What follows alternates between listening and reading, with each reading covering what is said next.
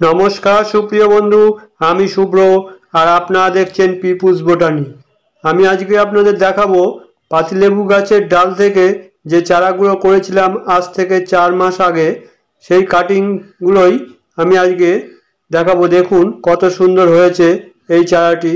কিভাবে করেছিলাম সেটি যদি আপনারা না দেখে থাকেন তা দেখে আসতে পারেন, আমার এই চ্যানেলে ভিডিওটি আছে, দেখে নেবেন। এবার এই যে টবটিতে আমি করব তার জন্য আমি একটি 3 ইঞ্চি টব আমি নিয়ে নিয়েছি।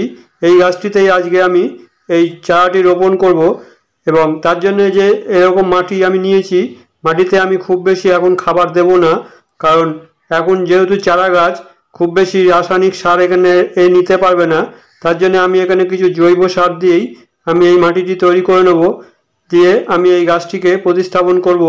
মোটামুটি এই গাছটি যখন মোটামুটি 35-40 দিন বয়স হবে তখন আমরা গাছটিকে আবার যখন রিপোর্ট করব একটি 10-12 ইঞ্চি টবের জন্য, তখন যেরকম মাটি তৈরি করব তখন সেরকম মাটি তৈরি করে নেব। এখন এই টবটির জন্য যে মাটিটি তৈরি করব আমি নিয়ে নিয়েছি গার্ডেন সয়েল, পুরো নর্মাল। এখানে আমি বালির ভাগটা বেশি আছে আমার, সেহেতু আমি এখানে বালি দিলাম না। আপনারা যদি এঁটেল মাটি হয় সেখানে আপনারা একটু মাটি দিয়ে দেবেন, বালি মাটি, সাদা নদীর বালিটা দিয়ে দেবেন। আমি এখানে আমি দিয়ে দেবো 1 বছরের পুরনো জৈব সার, ভার্মি কম্পোস্ট বা কেঁচো সার যেটি বলেন, সেটি আমি এখানে দিয়ে দেবো 3 মুঠো। আপনাদের কাছে যদি ভার্মি কম্পোস্ট না থাকে সেখানে 1 বছরের পুরনো গোবর সারটিও দিতে পারেন, কিংবা যে কোনো পাতা পচা সার বা কম্পোস্ট সার যেটি হয় সেটি আপনারা দিয়ে নেবেন। দিয়ে মাটিটিকে আপনারা ভালো করে মিশিয়ে নেবেন। এবার আমরা এখানে দিয়ে দেব 2 চামচি মতন নিমখোল। নিমখোলটি আমাদের অনেক উপকার করে, 2 রকম কাজ করে। মাটির এটা একটি সারের কাজ করে এবং মাটির মধ্যে যদি কোনো পিঁপড়ে, ফাঙ্গাস এগুলো থাকে সেগুলো নষ্ট করে। আর আমি এখানে দিয়ে দেবো 1 চামচ হাড়ের গুঁড়ো আর 1 চামচ শিং চাচা বা শিংকুচি যেটি বলেন, আমরা এটা দিয়ে দেবো। আর এখানে আমি একটি দিয়ে দেবো ফাঙ্গাসাইড, যে কোনো ফাঙ্গাসাইড আপনি দিতে পারেন। আমি এখানে ব্যাবিস্টিনটা দিলাম, আপনাদের এই সাব ফাঙ্গাসাইড থাকে সেটাও দিয়ে দেবেন। আমি এখানে 1 গ্রাম মতন ফাঙ্গাসাইডটা দিয়ে দিলাম। দিয়ে মাটিটিকে আমরা সুন্দর করে মিশিয়ে নেব। বন্ধুরা এইভাবে মাটিটি আপনারা তৈরি করে নেবেন। বন্ধুরা এই অবধি যদি ভিডিওটি আপনাদের ভালো লাগে তাহলে ভিডিওতে একটি লাইক দেবেন এবং বন্ধুবান্ধবদের মধ্যে শেয়ার করে দেবেন, এবং চ্যানেলটিকে যদি এখনও সাবস্ক্রাইব না করে থাকেন তাহলে সাবস্ক্রাইব করে আমার নিজের পরিবারের একজন করে নেবেন। এবং যেসব বন্ধুরা আমাকে নিজের পরিবারের একজন করে নিয়েছেন তাদের অসংখ্য অসংখ্য ধন্যবাদ। এইভাবে আমরা মাটিটি সুন্দরভাবে তৈরি করে নেব। মাটিটি যত সুন্দর হবে আমাদের গাছটি কিন্তু সুন্দরভাবে হবে। এইভাবে আমরা চারা গাছটি তৈরি করে বসিয়ে দেবো এবং যখন ফাইনাল পটিং করব তখন তার জন্য আমরা আলাদা মাটি তৈরি করে আপনাদের সঙ্গে শেয়ার করে নেব। মাটিটি আমাদের তৈরি হয়ে গেছে। এবার আমি এই যে 3 ইঞ্চি টবটি নিয়েছি, নিচে আমি ড্রেনেজ সিস্টেমটা করে নিয়েছি, আপনারা ড্রেনেজ সিস্টেমটা করে নেবেন। নিচে খোয়া ও বালি দিয়ে আমি ড্রেনেজ সিস্টেমটা করে নিয়েছি। এভাবে আপনারা আবার ড্রেনেজ সিস্টেমটা করে নেবেন। ড্রেনেজ সিস্টেম মোটামুটি আপনারা সবাই জানেন। এবার নিচে এভাবে আমরা মাটি দিয়ে দেবো। মাটিটি দিয়ে আমরা একটু চেপে দেবো যাতে আমাদের এয়ার গ্যাপ না থাকে।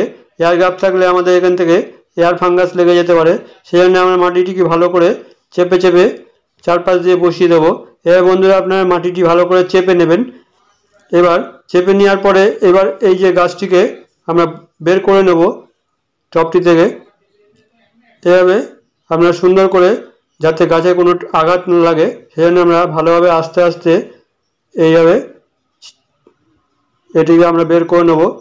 বন্ধুরা এইভাবে আপনারা গাছগুলি করে নেবেন। আমি যে পদ্ধতিতে এই চারাটি তৈরিতে গিয়েছি, এইভাবে আপনারা যে কোনো গাছের, লেবু গাছের ডাল থেকে আপনারা খুব সুন্দরভাবে চারা তৈরি করে নিতে পারবেন। করে নিয়ে আপনারা বাড়িতে একটা ছাদে এই গাছ করতে পারবেন। এ দেখুন আমার গাছটি বেরিয়ে গেছে, এ দেখুন কত সুন্দর শিকড় হয়েছে। এরকমভাবে আপনারা তৈরি করে নেবেন গাছ, তাহলে খুব সুন্দর হবে।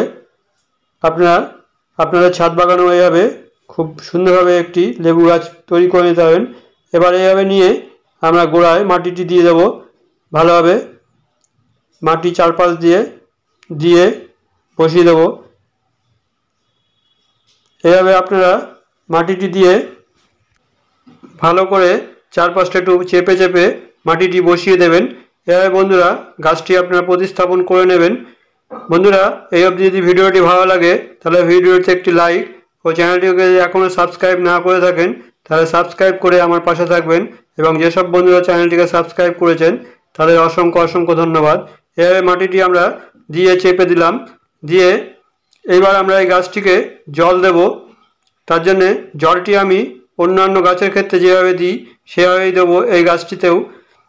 আমার অন্যান্য ফুল গাছ প্রতিস্থাপন যদি দেখে থাকেন সেখানে দেখে নেবেন আমি কীভাবে জলটি দিই।